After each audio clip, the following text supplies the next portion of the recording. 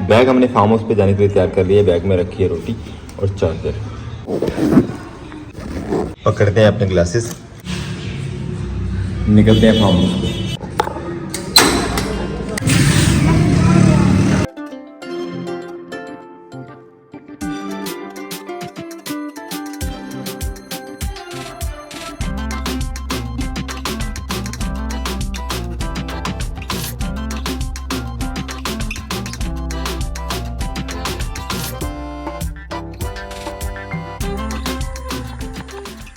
बिस्मिल्लाहिर्रहमानिर्रहीम, अस्सलाम वालेकुम जवानों, खुशामदीद कहते हैं आपको अपने आज के ब्लॉग में। हम खैरियत से अल्हम्दुलिल्लाह फार्म हाउस पहुंच गए हैं। जॉली हमारा इंतज़ार कर रही है। चल के जॉली को सबसे पहले नाश्ता करवाते हैं। आजकल खेत में क्योंकि जंगली जानवर ज़्यादा जा रहे हैं, इस वजह से यहाँ पे हमने वायर लगा दी है ताकि जंगली जानवरों की एंट्री हमारे फार्म हाउस के हदूद में कम से कम हो जाए। रास्ता ओपन कर लिया, बाइक को अंदर लेके चलते हैं फार्म हाउस पे। बाइक भी आज हमने कॉरिडोर में खड़ी की है क्योंकि बाहर मौसम बारिश वाला हुआ है। आसमान पे फुल बादल छाए हुए हैं और हवा बहुत मजे की चल रही है। मौसम बिल्कुल इसी तरह लग रहा है जैसे सर्दियां बस शुरू हो गई। जोली बेसब्री से इंतजार कर रही है नाश्ते का। अब खोल लेते हैं अपने कमरे और कमरे से निकाल लेते हैं चारपाई। और फार्म हाउस पे हमारे पहुंचते ही बारिश भी शुरू हो गई है। फिलहाल तो बारीक बारीक है, लेकिन जैसे आसमान पे बादल है लग रहा है बहुत जल्दी बहुत तेज शुरू हो जाएगी। अब चलते हैं जिस खेत में हमने धान की फसल लगाई थी उसकी सूरत चेक करके आते हैं। धान की फसल लगाए हुए तकरीबन 3 दिन हो गए और हमने वहां ना तो विजिट किया कि बारिश की वजह से और ना ही आपको दिखा पाए। तो चलते हैं खेत की तरफ, खुद भी सूरत देखते हैं और आपको भी दिखाते हैं। मुहाफिज हमने अपना साथ उठा लिया और ये देखें जंगली जानवर ने फिर से चक्कर लगाया हुआ है यहाँ पे। लेकिन जोली हमारी जो है उनके मुकाबले में थोड़ी कमजोर पड़ जाती है। बारिश की वजह से साथ वाले खेतों में तो काफी पानी है। मुझे उम्मीद है कि धान वाले खेत में भी पानी कम नहीं हुआ होगा। इस वाले खेत में हम कुछ नहीं लगवा पाए क्योंकि जो धान की पनीरी हमने लगवाई थी इस सारी जगह के लिए आधी बीच में से जानवरों ने खराब कर दी थी। इस वजह से सिर्फ आधी जगह ही लगा सकते हैं और हमने चूंकि ये कमर्शियल पर्पज के लिए नहीं लगवाई, इसलिए हमारे सभी घरों में खाने के लिए यहाँ से काफी निकल आएंगे चावल इंशाल्लाह। माशाल्लाह पानी का लेवल जो है वो ठीक है और अल्लाह का शुक्र है पनीरी जो लगी हुई है वो भी लग रहा है कि अपनी जान पकड़ रही है। खेत का एक राउंड कर लेना चाहिए ताकि अच्छी तरह मुआयना हो जाता है।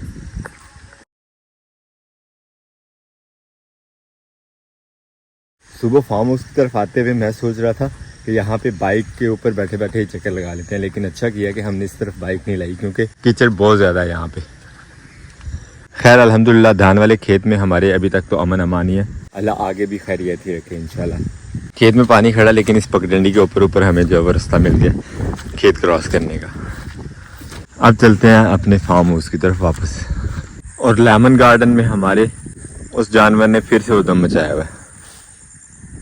एक खड्डा बना दिया हुआ है और एक ये पौधा जो है वो बाल बाल बचा हुआ है। ये बहुत बुरी बात है यार। ये सूरत देख के मुझे लग रहा है कि हमारा फार्म हाउस पे रुकना जो है वो कंपलसरी होता जा रहा है, या कोई ऐसा इंतजाम करना चाहिए कि इस चीज से जो है जान छूटी रहे।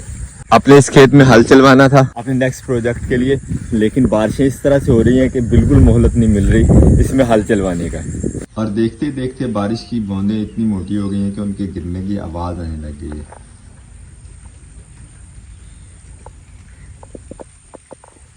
बारिश की बूंदाबांदी जो है वो लगातार जारी है सुबह से। आसमान पे बादल उसी तरह छाए हुए। फार्म हाउस पे इस कॉरिडोर से बाहर हम सुबह से अभी तक नहीं निकल सके। सिर्फ एक राउंड किया था अपने धान वाले खेत का और उस वक्त से यहीं बैठे एंजॉय कर रहे हैं ये वाली बारिश है नजारे। बारिश का इंतजार कर करके जानवर वालों ने जानवर भी निकाल लिए हैं बाहर घुमाने फिराने के लिए जंगल की तरफ को। और दूध देने वाले ये सभी जानवर जो है वो पानी को बहुत ज्यादा एंजॉय करते हैं। फिर मौसम चाहे सर्दियों का हो या गर्मियों का कोई फर्क नहीं पड़ता इनको। हवा काफी तेज चलने लग गई है, मौसम भी ठंडा हो गया है।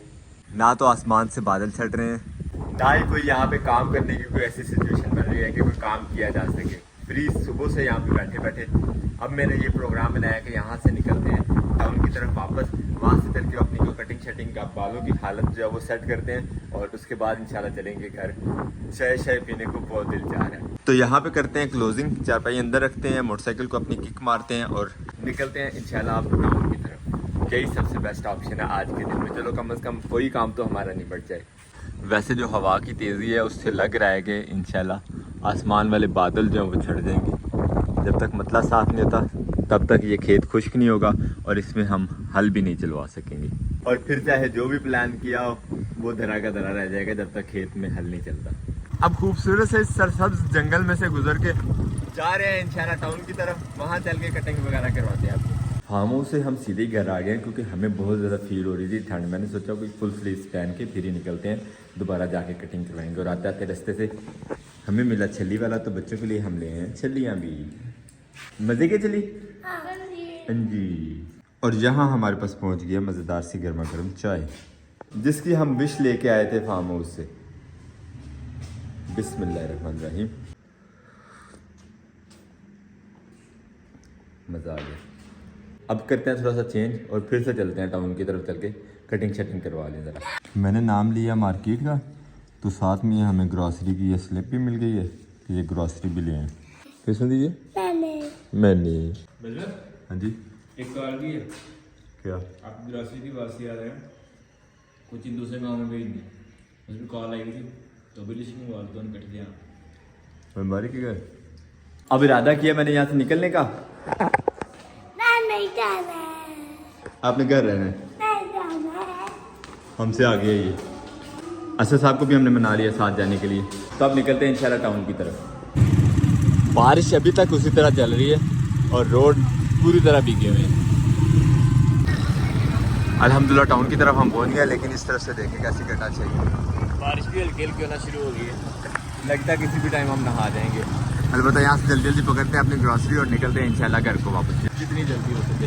आसमान पे एक साइड पे सूरज फुल चमक रहा है और दूसरी साइड पे फुल काले बादल है इस टाइम।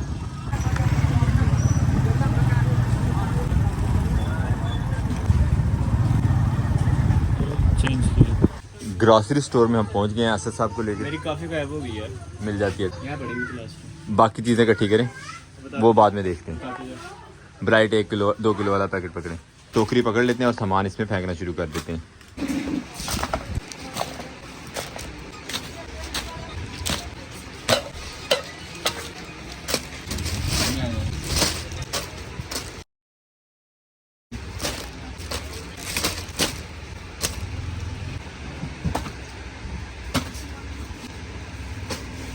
ग्रॉसरी जो चाहिए थी मुकम्मल वो हमने निकाल ली है। अब बिल बनवाते हैं और देखते हैं कितना बिल हमें आज पड़ता है। और शॉप पे सामान निकालते निकालते वेदर चेक करें और मस्जिद देखें माशाल्लाह कैसी डेकोरेट की हुई है। और बिल बन गया है हमारे पास 17,800 रुपये का। और अब हो रहा है हमारा सामान पैक।